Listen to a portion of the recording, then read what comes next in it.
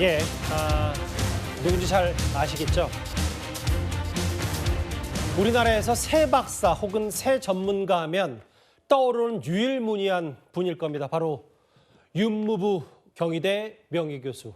오늘 윤무부 교수가 별세했습니다.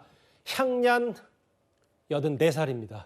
고 윤무부 박사는, 윤무부 교수는 2006년 뇌경색으로 한 차례 쓰러진 이후에 다소 차도와 있고 나아졌다가 다시 투병 생활을 이어갔었습니다. 오늘 별세한 생전 윤무부 박사의 목소리 한번 오랜만에 들어보겠습니다. 아까 올 때 뵈니까 좀 불편하신 것 같은데. 예, 한 5년 전에 뇌경색이 와서 오른쪽이 마비됐어요. 중풍. 그때 지금은 많이 났어요. 그 겨울에 가장 추운 날에 새 연구하다가 너무 추워서 이 뇌 속에서 혈관이 좁아지니까 막혔어. 그래가지고 그걸 빨리 보면 되는데 또 새를 끝까지 두루미를 보다가 저녁 때 너무 오래 가가지고 혈관이 딱 막혀가지고 병원에 오니까 늦었대. 박사님은 안 되겠대. 그래서 우리 가족 다 불러가지고 그 장례 준비를 하라고 그랬어. 그게 귀에 들려. 병 나가지고 2년 동안 누워가지고 매일 연습했어. 악셀이다 브레이크, 악셀 왼발로, 핸들로 왼손을 하고. 이렇게 운전한다는 게 새를 볼 수 있거든. 그러니까 즐겁지. 운전 못하면 새 못 봐요. 새는 요즘에 멀리 가 있어. 아픈 와중에도 병원 중에도 새 보는 것 때문에 운동을 게을리하지 않았던 고 윤무부 교수입니다.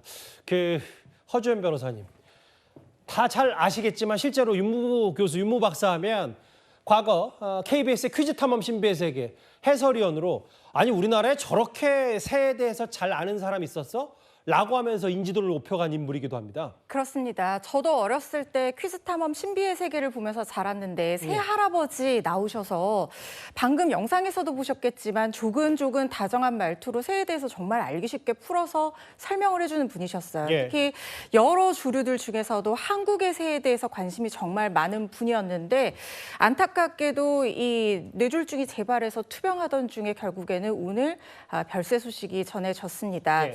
어렸을 때 통영에서 태어났는데 아버지가 배를 타셨다고 해요. 그래서 예. 아버지를 따라서 배를 타고 나가면 그 망망대해에서 시간을 보내면서 아버지가 새에 대해서 설명을 정말 많이 해주셨고 예. 그래서 어릴 때부터 새에 대해서 관심이 정말 많았다고 합니다. 그래서 지금 아예 아내와 데이트를 할 때도 새를 보러 가는 게 데이트일 정도로 새에 대한 사랑과 관심이 정말 지극했던 분이고 이렇게 자신이 축적해온 연구 결과를 학자로서도 인정을 받았지만 특히 대중들에게 한국의 새의 생태계라든가 멸종위기 새의 어떤 그 생태라든가 먹이, 습성 이런 것들에 대해서 정말 쉽게 설명을 해주셨거든요.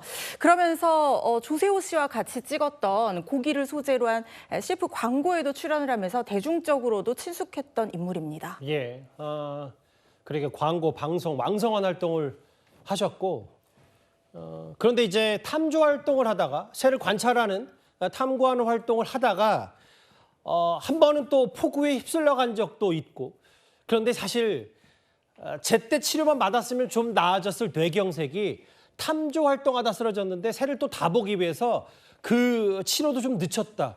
이것까지 때문에 좀 병세가 더 악화된 것 같아요. 그렇습니다. 윤무부 박사는 새에 대해서 정말 진심인 분이셨습니다.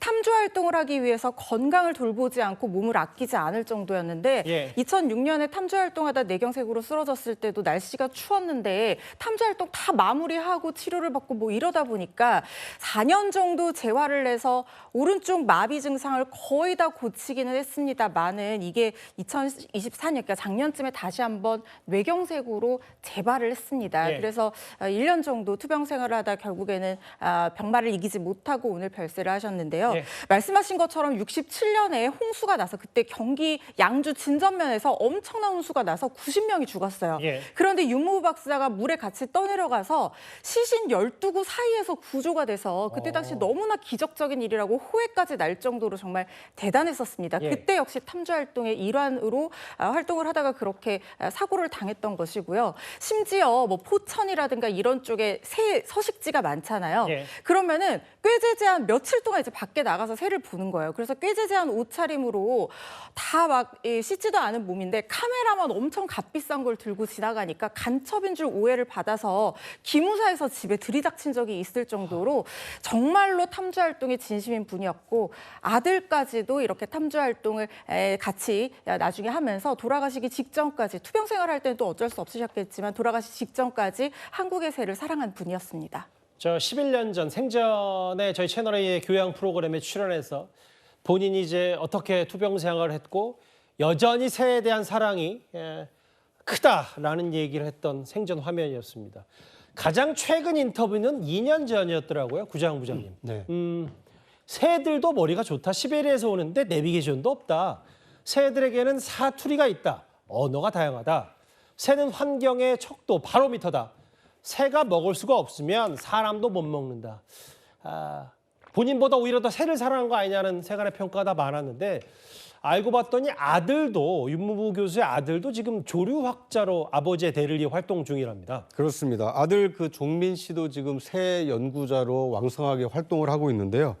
2016년에 이 세계 최초로 포식자가 새 둥지에 미치는 영향을 그 연구해서 그 세계적인 학술지인 네이처의 자매지인 이 사이언티픽 리포트에 발표하기도 했다고 합니다. 예. 어떻게 보면 아버지인 윤무부 박사를 뛰어넘는 이 청출어람의 사례가 될 수도 있지 않을까 하는 생각이 듭니다. 예. 윤무부 교수님은 오늘 세상을 떠났지만 예.